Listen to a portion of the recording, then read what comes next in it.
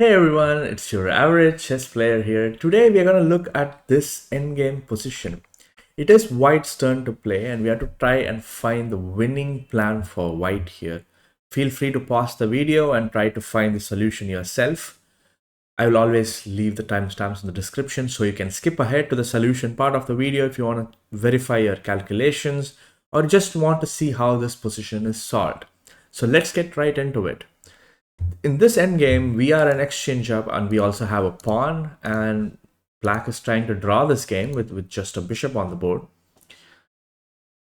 What is white's plan here? I think white would want to ideally try to queen this pawn, but this position, given how far the black king is tucked in, white would probably try to checkmate with just the rook, and this pawn might be slightly irrelevant in this position. So let's see how we can do this. What are our candidate moves, right? Well, we do have moves like rook c7, which kind of attacks this bishop, but black can now play like something like bishop b2. And how do we make progress here? Like we can keep chasing the bishop, but black is going to keep moving the bishop. We can try something like rook b3, but then like black will play bishop a1, and then what do we play here? It's not clear cut. So like there's no plan here, right?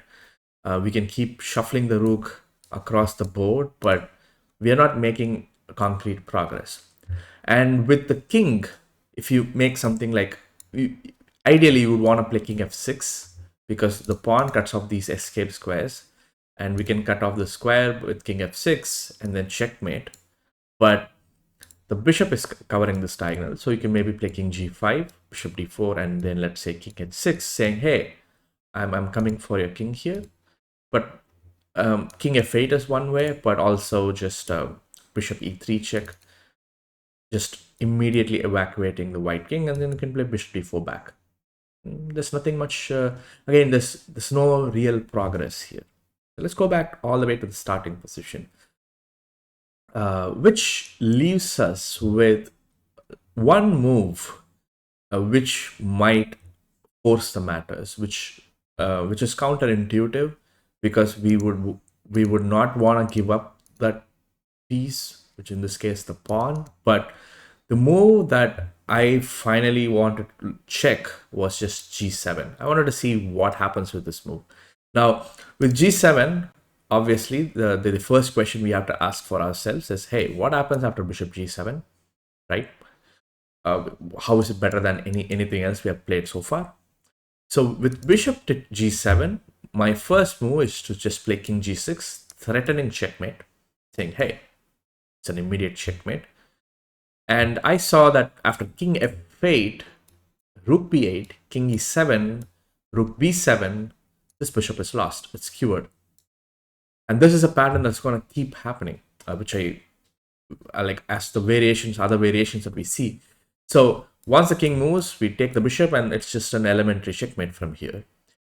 What if instead of king f8, if we play something like, let's say, bishop e5 covering b8, then it's just rook e7, and now it's checkmate again. And if you play bishop g7 protecting f8, rook e8, bishop f8, black has no moves apart from king h8, so we have to just play a waiting move like rook a8, and after king here, rook takes f8 as checkmate.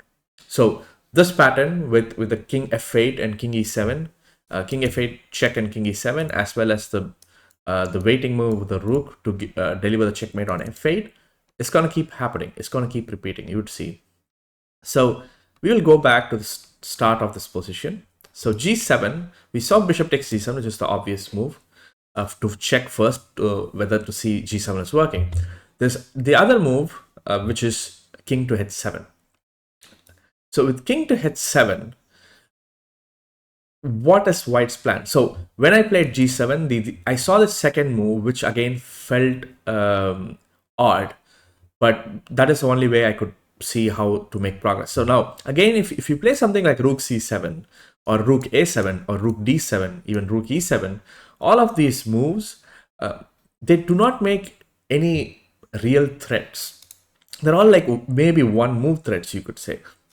And you can't move away from this pawn, because then we just give up this pawn for free, which is again, I don't think it is the right way to go about it.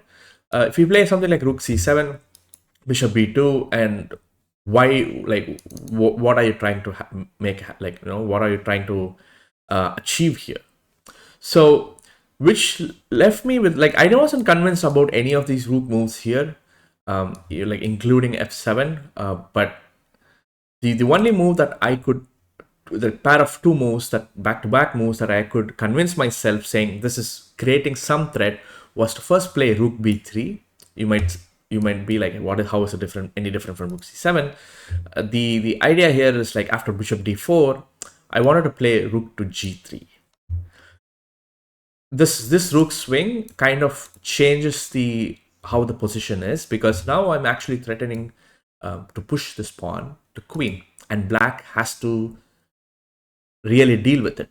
Like something with rook c7, just playing bishop b2 and then again rook b7 back or something like that, it doesn't really create any real threats. You're just one move threats. But this one is much more concrete. You are going to push this pawn and trying to queen it. Now black again has two ways to deal with it. One is to play the first move we'll check is bishop takes g7. What happens after that? And again here, like, if you want to force a sequence of moves, a good way to force a sequence of moves is to just play check. So in this case, rook h3 check. Black king has no squares, here. And then let's say black plays something like king g8. We have king g6.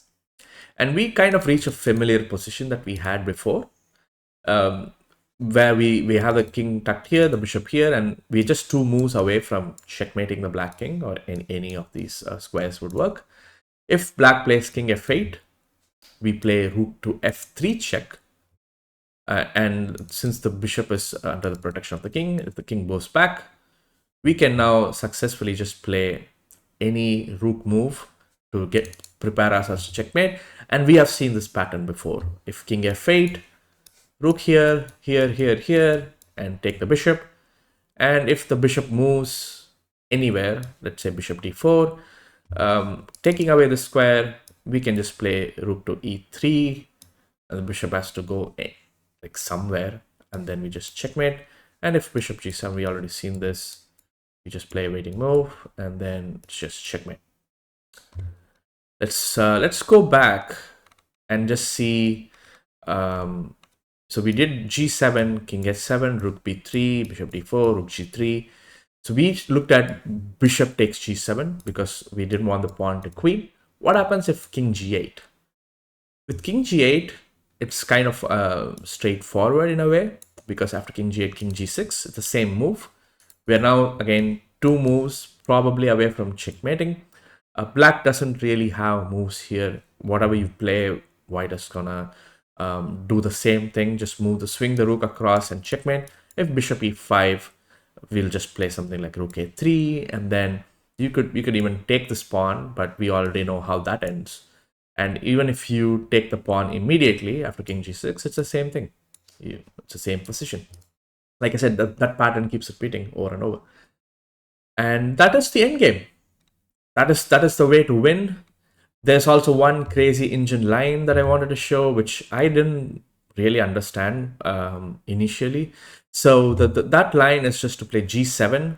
After king h7, the move is apparently rook f7. Rook b3 works.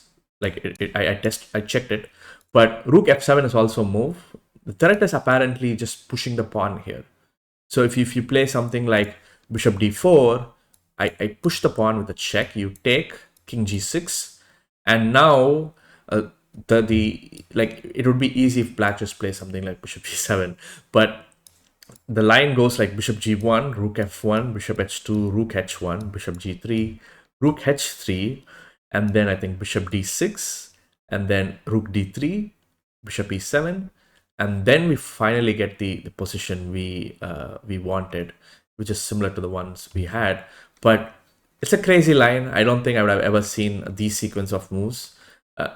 Like looking at moves in pairs is much more easier than like an elaborate continuation like this. But yeah, I just wanted to show you that crazy line. Yeah, let's if you skip ahead to this part of the video, I'm just going to give you the solution here.